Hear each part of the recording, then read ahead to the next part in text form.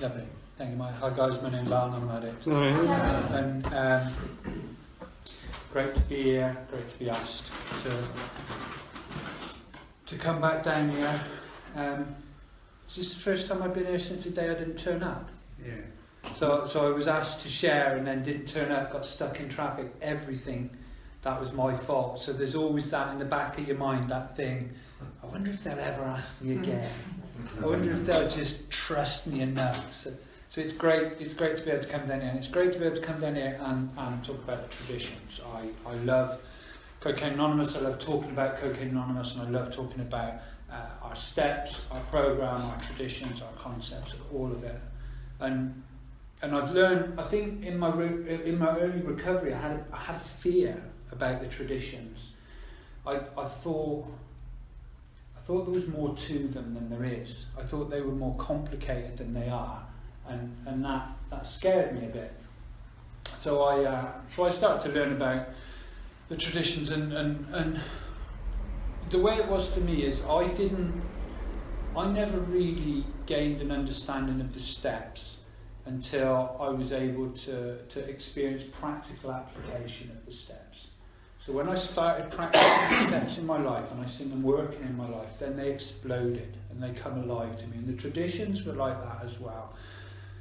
There's some great stories about why the traditions were developed, the necessity for this to happen. There's some great stories about some of the mistakes along the way, and if you don't know this and if you haven't experienced this, then I would wholeheartedly encourage you to do what I've done, and that's to become a student of our program, to become a student of the traditions, to get together in little groups, to get this book, the 12 and 12, and start reading it and seeing what Bill wrote about the traditions, to look at other literature from our sister fellowship, AA, about how the traditions developed, because it's absolutely fascinating, and because it's not made up.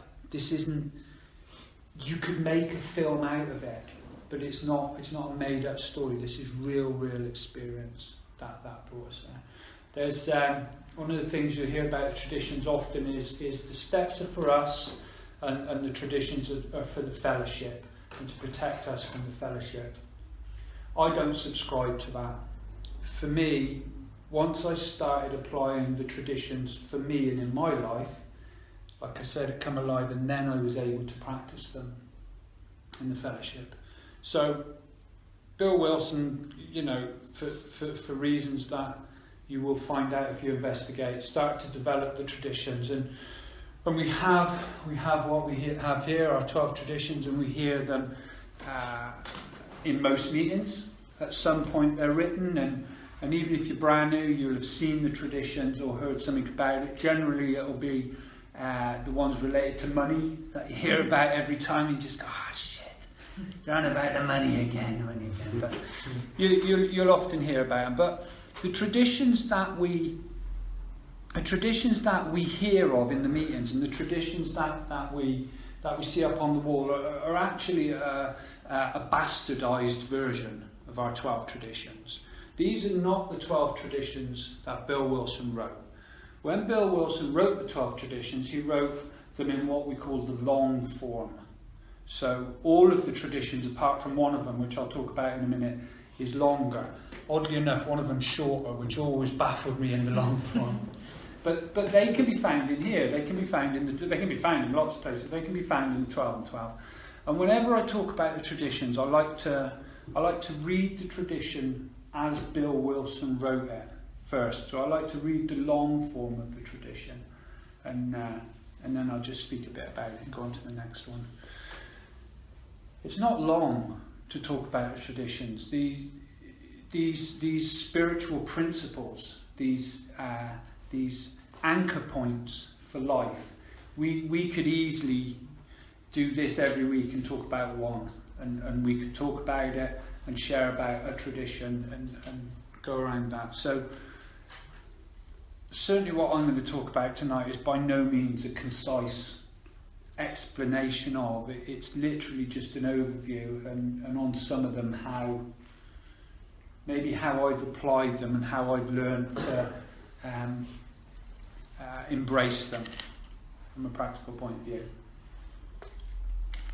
Everyone cool with that? Yeah. Nobody's got mindlessly bored of the bloody traditions yet? Certainly in my early recovery, I heard that I'd gone to a couple of meetings and people had talked about the traditions, and one of the first people I heard talk about the traditions, he was gifted in as much as I'm sure he could talk for 20 to 25 minutes, however long he was comfortable, about the most thrilling subject in the world and still bore you to death. I mean, it was like everything he said, it was, oh my God, just finish. So when I heard him talking about the traditions, I just thought, oh my God, oh. I did, that teenager thing.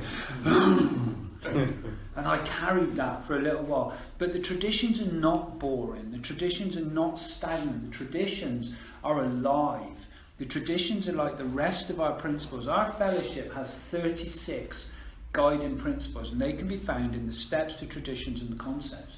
And the traditions, once you start to explore them and get into them and experience them, they're an incredible thing. Incredible thing. So, as I say, I'm just going to read the traditions out of the 12 and 12. I'm not going to go into the stories. This book, the 12 and 12, if you haven't had a look at it, by the way, fantastic bit of literature. There's some nice little essays about the steps in there. How you work the steps is your individual business. My schooling was always, I worked the steps out of the big book of Alcoholics Anonymous. The essays that Bill wrote in the 12 and 12 about the steps was simply to pad it out. He wanted to get the traditions out to the fellowship, and he wrote a book to get it out of the fellowship, but when he looked at it, it was only half the thickness of this. And Bill was a salesman. The reason the big book's called the big book is because Bill knew people would want a big book. So he used cheap paper, which was really thick. So the original big book was a great big heavy thing. And he did the same with the 12 and 12. He padded it out with essays on the steps, which are all right, but they're not where the excitement and joy is in this book. Where the magic is in his essays on the traditions. So if you haven't got one, they used to say if you've got a wobbly leg on the table, get a 12 and 12. That's all it's good for. That's not my experience. There's some great stuff. Anyway, okay, so let's have a quick look at these traditions. What have I got? About 5 minutes left now. All right, so the first one. And I'll say Alcoholics Anonymous because it isn't here, but our traditions obviously is Cocaine Anonymous. So. Each member of Alcoholics Anonymous, is but a small part of a great whole. AA must continue to live, or most of us will surely die. Hence, our common welfare comes first. And it goes on to say in the long form, and this is important. So we know our common welfare must come first. We hear it again and again. Common welfare comes first. But individual welfare follows closely afterwards. So we know we need to think about each other, and we're very schooled in the working of the steps that it's all about other people, We read the big book, and our very lives as ex-problem drinkers depends on our constant thoughts for others, and it's drummed into us. And for an addict like me, I'm the first to admit, a tad selfish from time to time, that was good schooling. I needed to learn that. But as I come through the steps, and as I started to grow into the fellowship, I needed to start to learn that there was some worth in me as well. That it couldn't all be about me, but at some point it needed to be, to a degree. I had to start looking after my own welfare as well. I had to start taking care of myself as well. We talk about in the fellowship being an example of our fellowship in action and putting that out there. And if I don't take care of myself as well, if I don't take care of my individual recovery as well, well, I'm not going to get anywhere, am I? So we need to think of the whole. We need to understand all of us are just a small part of this.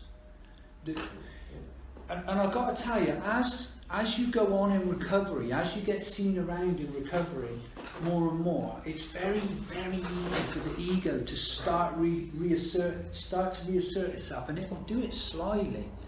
It'll be like, you've been around 5 years now, surely you don't need to do a meeting that often. Well, you've been around 10 years now, surely you don't need to do that much service. I'm big in the game. And it'll start reasserting and reasserting and reasserting. And this reminds us, and this reminds me, fundamental to ongoing long-term recovery, in my experience, has and will always be balance.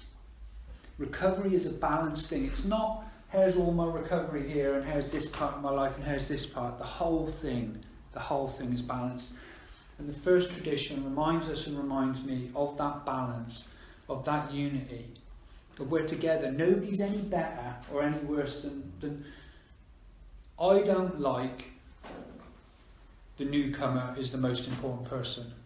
I don't like that phrase, and the reason I don't like that phrase is I don't believe any of us are more or less important than the rest of us. I believe the newcomer who walks through the door can die from this disease and illness just as easy as the guy sat in the corner who's 35 years clean and sober. This is the ultimate equal opportunity thing. So in the unity of the first tradition, we're all equal. We're all equal in this. We look after each other, and then closely after that, we make sure we take care of ourselves. Moving on to the second one, and this is the one that, so the second tradition is in long form, is the one that's shorter than the short form of the second tradition, and it's always baffled me. So the long form of the second tradition says, for our group purpose there is but one ultimate authority, a loving God as he may, because sometimes he doesn't, as he may express himself in our group conscience. Now I don't know how it come about that they felt the need to extend that one of all of them. I got a feeling in one of the essays on the traditions, it starts talking about people who've been around a while, and it talks about bleeding deacons, or they refer to as bleeding deacons. And if you haven't come across any, well, I have certainly fulfilled that role many times in my recovery, and you'll see them about. So it goes on to say, it reminds us that our leaders are but trusted servants, and they don't govern us, though we need leading. But for the purpose of the long form in here, we're looking for one ultimate authority in a group conscience. And if every group conscience you sat in, you felt that God has spoken in that room, that is a truly wonderful thing. Hang on to that memory, because somebody is going to dispel it at some point. Because what happens, and it's one of the things Bill Wilson said, he said one of the greatest things about Alcoholics Anonymous is, he said, it's full of alcoholics. He said one of the worst things about Alcoholics Anonymous is it's full of alcoholics. And Cocaine Anonymous is just the same. We nail it because it's full of addicts, but God almighty.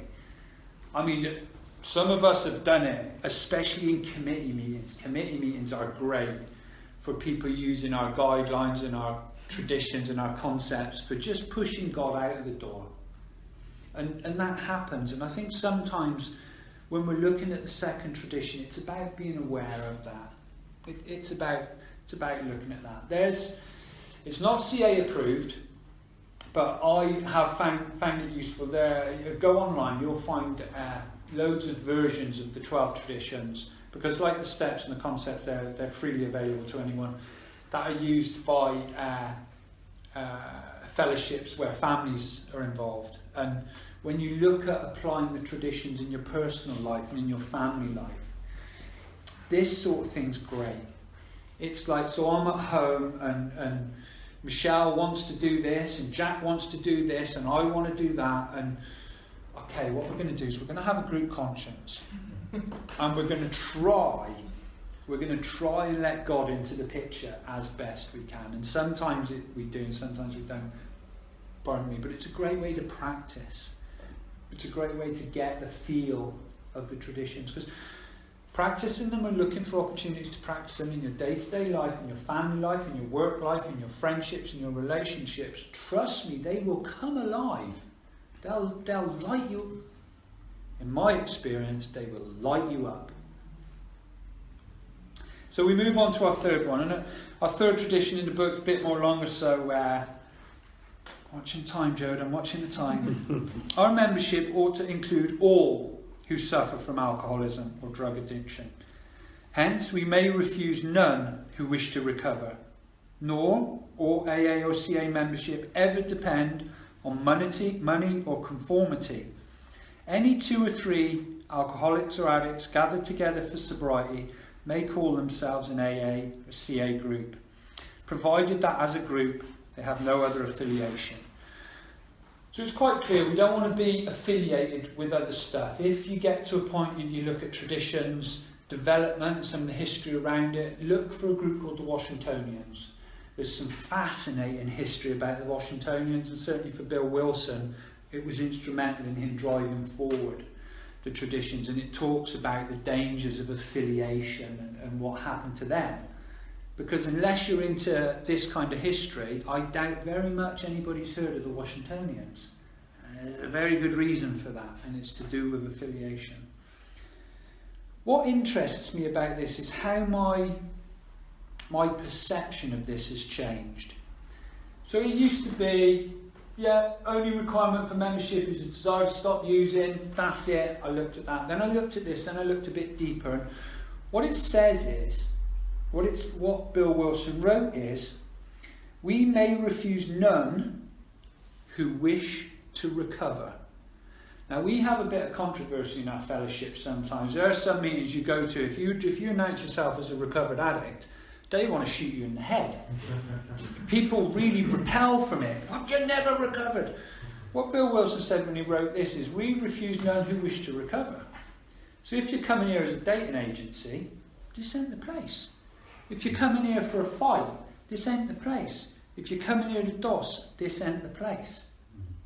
However, now I remember sharing that in a meeting many years ago, one in our fellowship, it was in an AA meeting, and I didn't carry on with the however, I just said that, and it opened up, and this old grumpy AA bloke, about 600 years sober, stood up at the back. There was all dust where he stood up. And he, forgive my language, he went, our effing fellowship is better off without people like you. This tradition was to protect us from people like you. And then he sat down and there was a clump of dust. and I thought, well, I've got his attention, at least that's a good thing. What our programme and what the steps have taught me to do is once I get over things, then start to look into it. And I start to look into things like that. And the truth is, when I come to our fellowship, if any of you have heard my share, I come here on a probation swerve. I come here because I wanted parole. I wanted to get out and use. And I thank God that there was nobody in the room who felt it necessary to gauge my willingness to be in the room. They just went, you're here. And that's good enough. And that's what I try and practice now. As far as I'm concerned, in Cocaine Anonymous, you come through the door and you want to be with us. I'm going to do everything to keep you with us. And I think the more we practice that and the love and compassion we show in that, the better for our fellowship. Tradition 4. With respect to its own affairs, each CA group should be responsible to no other authority than its own conscience. But when its plans concern the welfare of neighbouring groups, also, these groups ought to be consulted. And no group, regional committee or individual should ever take any action that might greatly affect CA as a whole without conferring with the trustees. And then it talks about the General Service Board, which is not for us. On such issues, our common welfare is paramount. So this is the gist of it. As a meeting, as a CA meeting, we can do whatever you want. You can do whatever you want. Unless it's going to have an effect on CA as a whole or CA meetings that are around you. Now, Some of us that have been around only a very few years, because CA is very, very small in our area. I mean, I can certainly remember when we had half a dozen meetings in Bournemouth, and now we're, what are we, mid-20s, I guess. It fluctuates. And what will happen is there'll be a meeting on a Saturday night and someone will go off on a resentment. Bill Wilson said all you need to start a meeting is a resentment and a coffee pot. And it's just so true. People go, sod you. They'll start a meeting here and another one here and another one here. And will fail to consider the effect it'll have on the meeting that's already there. Or the meeting that's already there, or the meeting that's already there. So what this encourages us to do, because there's nothing in here demanding, what this encourages us to do is check it out, man. If you're going to do that, check out the meetings around you, check out the effect it's going to have on the rest of the fellowship around you. In reality, you could probably do just about whatever you wanted in a little old New Milton meeting on a Tuesday night, and the chances of that affecting CA as a whole are pretty damn slim. I don't think there's anybody at World Services who's going to go, you never guess what they've done. But it's about the consideration. It's about the putting it out there. And again, we start practicing this in our life. We start, I'm going to do something at home, I'm going to do something in the garden, what about the neighbours? I'm going to put this bloody big tree up, how will that affect the people around me? I'm going to do this at work. And we get the chance to practice the principles, the spiritual principles woven into our traditions. Running out of time, but I've only got a couple left. So, tradition 5. Each Cocaine Anonymous group ought to be a spiritual entity.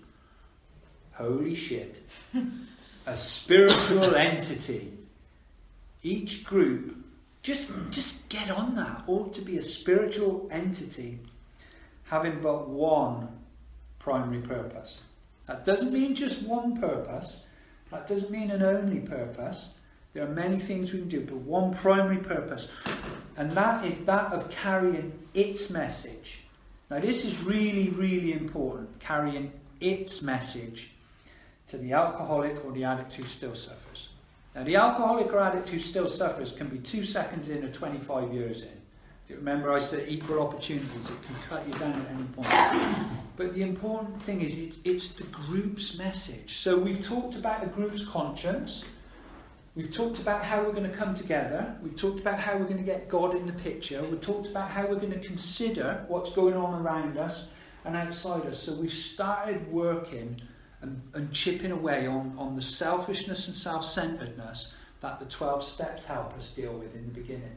Remember the 36 principles. So they're all working together. This is not steps, traditions, concepts. This flows, this follows on. And now we come to this, and we come to thinking as a group. What's our primary purpose? What's the way we are going to carry the message of Cocaine Anonymous? Because we're all members of CA, and we all know we need to carry the message. But the beauty is, some meetings are doing big book studies. Some meetings, thankfully, will do tradition nights. Some meetings will do share nights. Some will let you share back, some won't. Some will be very regimental and everything's very, very boom, boom, boom. Some will be so laid back, you wonder if you're in a meeting or a crack house. It's just like, but this is the beauty, and I've said it before, the greatest thing we've got in Cocaine Anonymous is we've got a spanner to fit every single nut that walks through that door. And that's why each meeting has to have the freedom to carry its message, to share its message. And it's a fantastic thing to go to different meetings. I love going to different meetings. I love going to meetings that even just start at a different time or do something different. That's a beautiful thing, because we are all different. The notion that one size fits all has probably, in my opinion, killed more addicts than anything else. It's just so much bollocks, it's not funny. We have to have diversity. And this gives us it.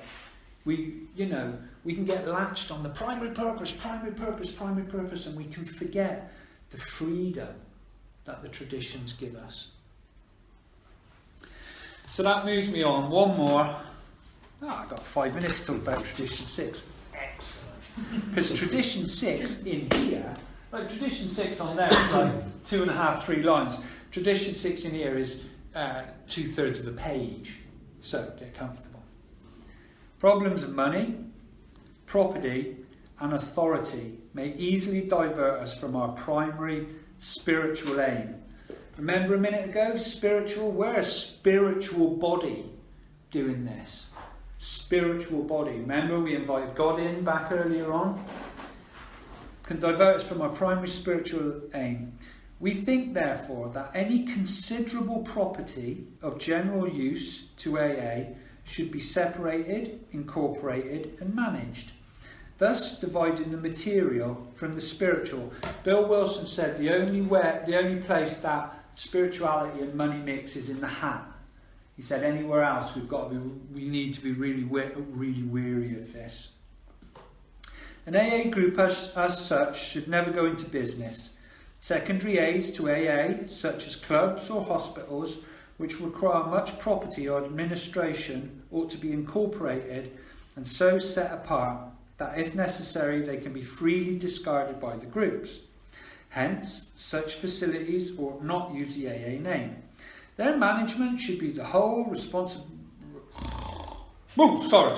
Their management should be the whole responsibility of those who financially support them. For groups, AA managers are usually preferred, but hospitals as well as other places of recuperation ought to be well outside AA and medically supervised.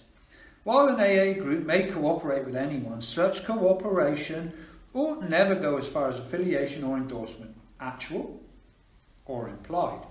An AA group can bind itself to no one.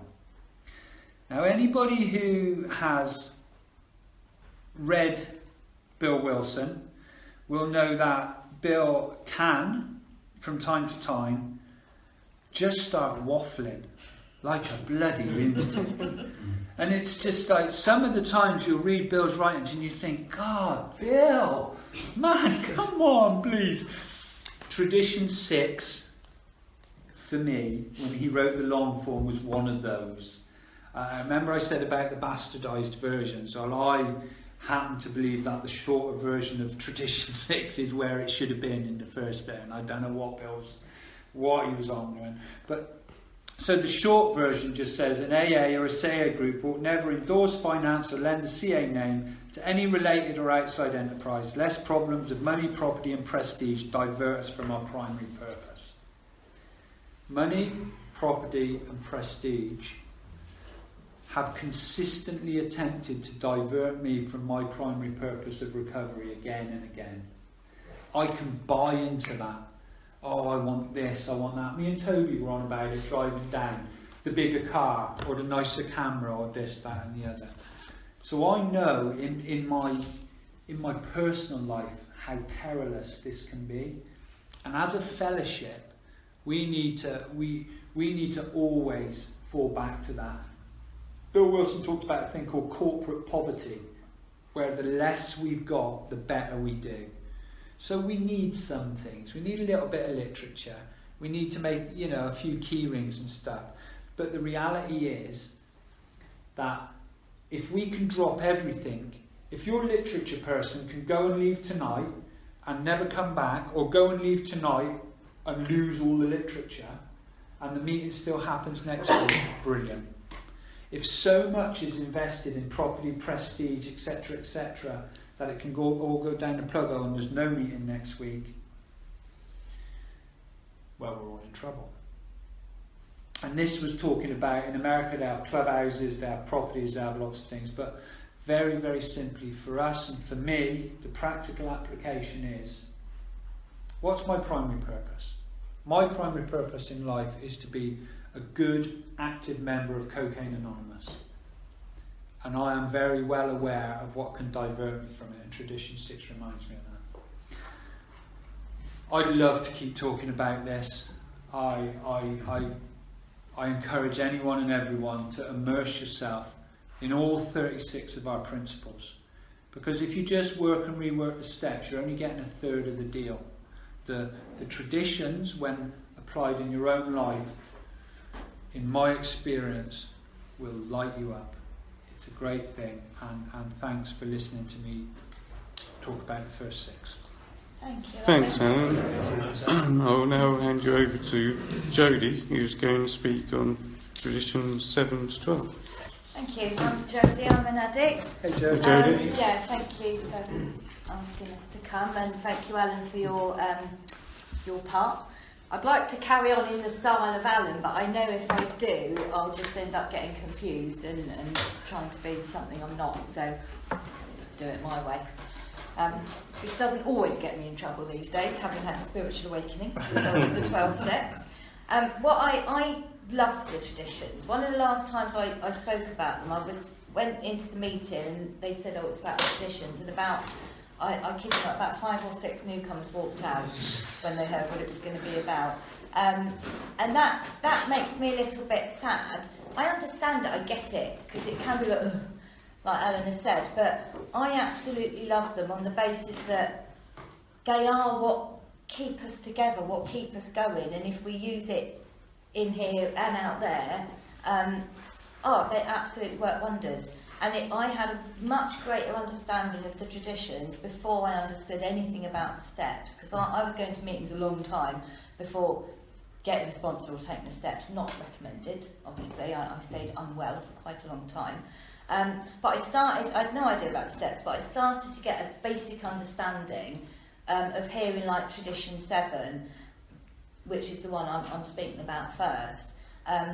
I kind of understood when the treasurer or whoever stood up and said, we're self-supporting, can you put some money in for rent, tea, coffee? And I was like, and I quite liked that, being new. I quite liked the fact that it wasn't all reliant on people giving money in, that we were doing this, it was a we, and we're doing this ourselves and we're doing it together. And that was quite nice. And Tradition 7, as it says up there, every CA group ought to be fully self-supporting, declining outside contributions. And these traditions, like Alan has said, that they've been written from very hard-won experience. So like when we're in a meeting and we're listening to someone share their message of recovery, and they're saying what works, like the steps, and what doesn't work, not doing the steps.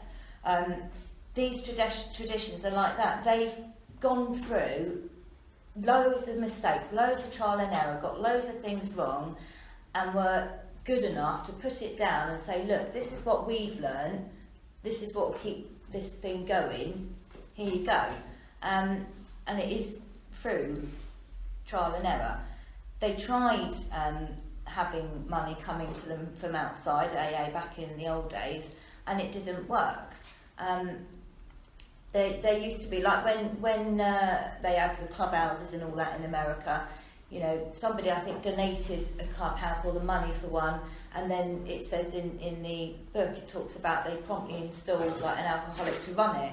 And when you've got, we all know what we like with money. When I care about my money and what happens to it, where it goes. So if I'm putting money into something, and especially if it's a lot, I kind of usually end up wanting to have a say on what happens. I suddenly feel I have an investment. And what they were worried about with this is if people from outside the fellowship were investing into it, no matter how good their motives were at the time, they generally want to have a say. And that is no good. This is a we have to do it ourselves. We can't have people telling us what to do, because we will be diverted potentially from carrying the message, from doing our primary purpose. The notion as well, it gives us more credibility. Like if you go out to the public and they within public information and all that, and they know that we support this ourselves, we're not reliant on handouts. It just makes us seem more respectable, I guess, more spiritual. And we're not out for your money. Being a newcomer, knowing that you didn't want my money, well, you did, but you didn't want it to line your own pockets. I didn't understand early days what the money was used for, apart from rent and tea and coffee and literature. I learnt that, like Alan said, through sticking around and getting involved, I learnt more. I mean, this pamphlet on the table, I don't know if anyone here has actually ever read it, but there is a wonderful pamphlet called The Seventh Tradition, and it tells you what happens to your money once the rent's paid and the biscuits are bought, where it goes. And it basically, bottom line, goes to fund what we do as a fellowship to carry the message, like buying this, like the literature, like getting a new meeting pack for some new meeting that started in Iran or whatever. You know, our money goes to doing that. We even to the point where, as well, if your money gets too much, and I know I'm talking a lot on Tradition 7, but I get excited. If we can't have too much money, so we've got to say, right, we'll keep what we need to run and we'll donate the rest to the rest of the fellowship, because having too much, like I said, I care about my money, I start caring a bit too much, and I'm starting to think about the money and not about what we're doing here. And we had it in the Hospitals and Institutions Committee. I use this as an example. A few years back, we had this surplus money that had been accumulated through tea and coffee donations, something like that. But we had this surplus money, about 100 or so quid. It wasn't like fortunes, but I kid you not, we spent months debating within the H&I committee business meetings what to do with this surplus money. Months. And when you think about how much of that time we could have been concentrating on what H&I is meant to be doing, it distracted us from our business. And eventually, I think we used it to pay for putting on a workshop, and that was great. But shouldn't have taken us months to get to that. If we hadn't had that money to worry about, we wouldn't have wasted that time. So there's a whole lot to Tradition 7, and I encourage you enthusiastically to find out more. I could talk for half an hour on that. Anyway, I better not. Tradition 8 is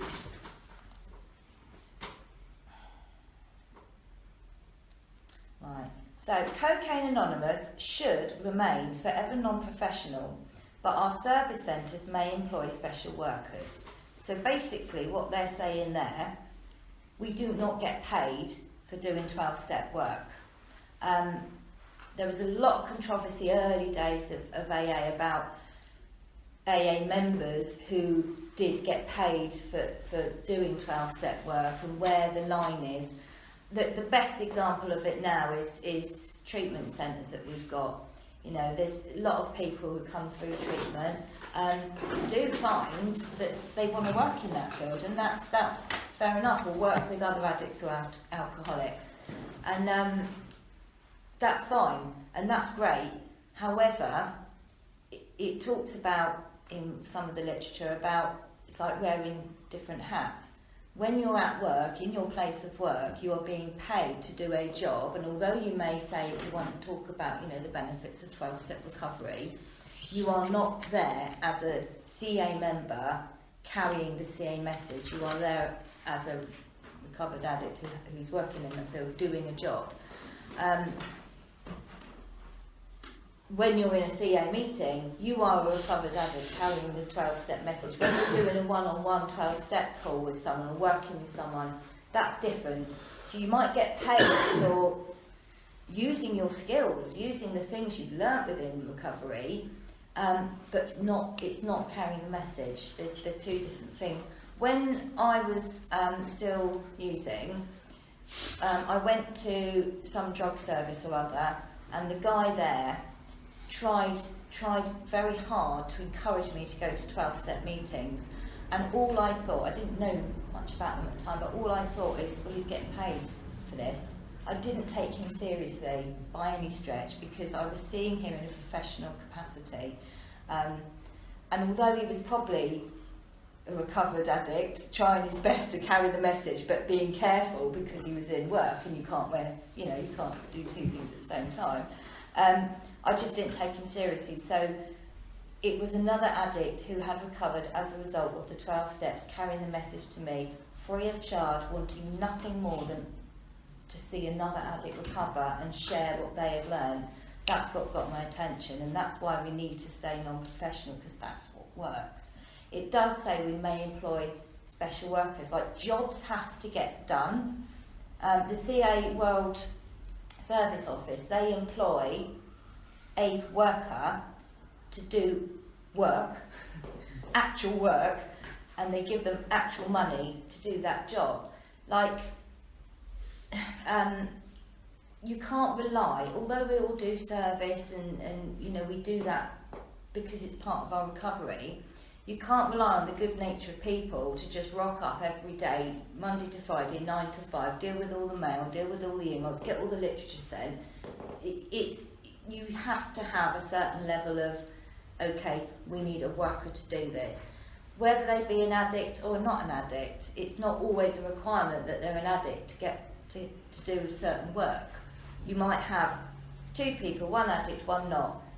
And if you need an admin job doing, you're going to pick the better person who's fit for the job, which comes into context, but I'm not going to bore you with that. But you're going to pick the right person for the job, aren't you?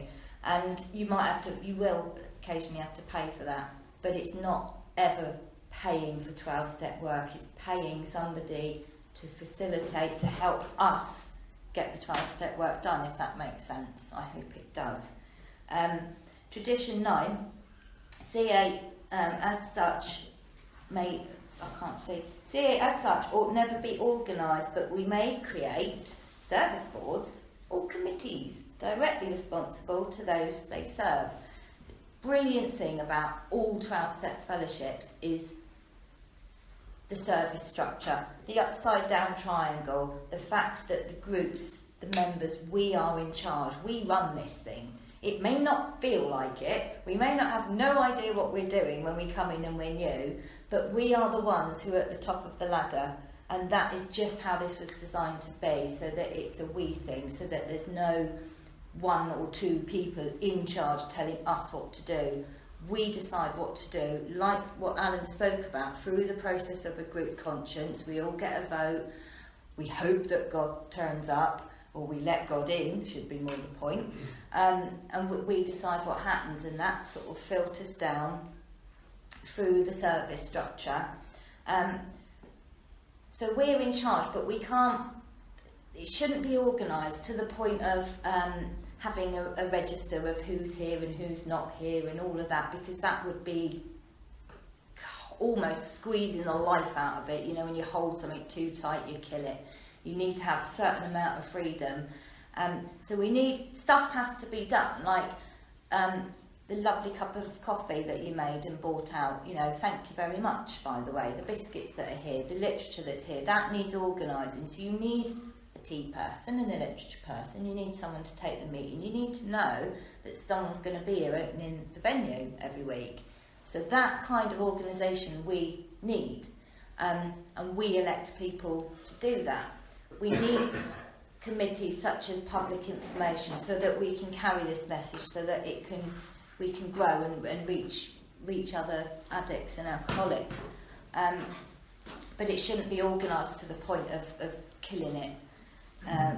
There's one thing, I'm just going to read this ever so quickly, because I've got so many personal examples of how these traditions have applied to me, but this one, bang on at the moment. I've just moved, I'm from Portsmouth, been living in Bournemouth about 18 years, I've just moved back to Portsmouth, and I've left my home group that I was in 9 years, and I'm in a new home group, and it's all a bit different.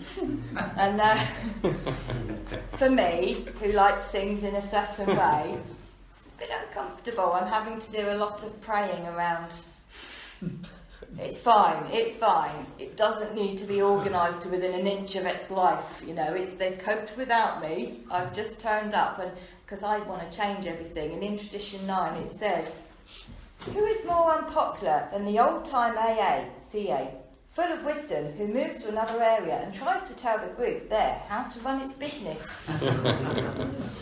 So these traditions do help protect me from myself a lot, because I could go in and potentially, excuse me for swearing, I could just go in and say, no, you should be doing it all like this, and just piss everyone off. I'm trying to fit in a new place, you know, with new people. And they have actually asked for some experience and ask for input, and I've been ever so eager to give it when asked, but I've been trying not to ram it down anyone's throats, because that's not what we do. I have got a tendency of being a what was I called at work? I was saying that earlier last week. Perfectionist, control freak. But I've got to try and rein that in, and these traditions help me do that on a personal level.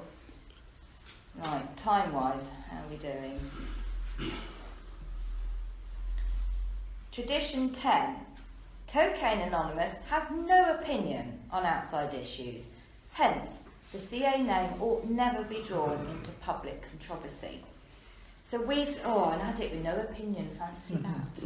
An addict with no opinion is quite hard to find, but as a fellowship, we shouldn't have an opinion on outside stuff, on stuff that doesn't concern us.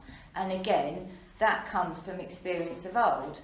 Alan spoke about the Washingtonians, and that was a group of people before AA, and they was really, really successful in getting drunks sober. They to start with, they done a really good job. Unfortunately, they kind of lost sight of, well, they didn't have traditions, they didn't have any of that. They were learning as they went along, and they kind of got involved in everything as well as getting drunk sober. So they would have opinions on, I think it talks about in the book, at the time, abolition of slavery was a hot topic, and they had a lot of their members speaking passionately for it and passionately against it. They had opinions on Hitler and all sorts, and can you imagine when such hot topics, such burning issues, if we were chatting about that passionately in this meeting, where's the message of recovery for the still suffering? It's lost, absolutely lost. People outside who don't understand what we're about anyway, some people, they think we're a cult or we're this or we're that. If that's what they see us doing publicly or within meetings, all respect, all credibility is lost. Where is the attraction to the newcomer who just wants to get sober, who doesn't want to worry about voting for this person or that, or converting to Buddhism or whatever might be the issue of the time? So we can't afford to have opinions. And in sort of this day and age, as it were, you might hear it read out in a meeting if people start sharing about names of treatment centres and stuff like that. You might hear a secretary say, "Can I remind you of Tradition 10?" In other words, please shut up. Talking about other stuff. Or sharing about, and I've been guilty of it. I might have dropped a name here and there, or mentioned another fellowship, early days. When people say something about another fellowship, be it nice or usually be it not so nice, that is an opinion on an outside issue, and that can, believe it or not, that can affect a newcomer. That can affect our credibility and our ability to carry the message, to stick to our primary purpose. And it's something, as I say, I was guilty of early days because I didn't really understand what effect that can have on other people. And it's a mistake we make when we're new, but the more we learn, the more we need to think about other people and how we act and behave. And we are absolutely at all times representing CA, out on the street if people know who we are, and here in the meeting. And we have to try and be the best example we can be, because you never know who's watching. You never know who's sat here near and listening and thinking, do you know what, I really like what's going on here, I want to stay, I trust you guys, I can recover. Or if they're sitting there thinking, judgmental bunch of, I'm off, I don't want any of this, it's what have I got myself into? And how we carry ourselves reflects that hugely, which leads me into, very nicely, Tradition 11. See, always when I'm on the spot, I can never just quote them, I can reel them off wonderfully over breakfast. Our public relations policy is based on attraction rather than promotion. We need always maintain personal anonymity at the level of press, radio, television and films. So how we conduct ourselves if we are out there in the public eye, in whatever form that may be, screaming and shouting about the wonders of this fellowship, we're doing it with you know, just say you're a bit well known, and you're thinking you're doing it in good intentions. This is so wonderful, this thing that I've got, I must tell everybody. And you're out there doing that, and then 3 weeks later you're in the crack house. And what is everyone going to be thinking who's seen and heard what you've been saying? Oh, clearly that doesn't work. And that's like, it shouldn't be about us, it shouldn't be personal. The message that we're carrying is that this works. You can share your own experience, but you should do that as anonymously as you can. And that mustn't be confused with like, we like need to be the Secret Service, because we can't be so anonymous that people don't know who we are and what we do and why we're here and what we're for and all of that. And it doesn't mean if I break my anonymity, I'm hoping it's because I choose to do so, not because someone else has broken it for me on Facebook or whatever. Things like that we have to be so mindful of. There's a lot in Tradition 11, but certainly back in the old days, famous people got up, spoke about the wonders of this programme, got very publicly drunk, and it just, again, shot our ability down to be of any real use. So that's why they say it's so important. But on a personal level, things with, like in my old job, thank God my employers knew that I was an addict and I was in recovery, because had they not, my anonymity would have been blown out the water in about 5 minutes flat, on account of people coming in, all right, right over the back of the office, you off to the meeting tonight? Which is fine, which is lovely. They didn't realise, some people. And I'm like, yeah, see you later, or can you print me a where to find? As I say, it was fine, but had they not known, it might have been a little bit awkward. There would have been a very awkward conversation. So we've got to be mindful of other people's anonymity, as well as our own. But there were times, and generally I didn't mix too much my work with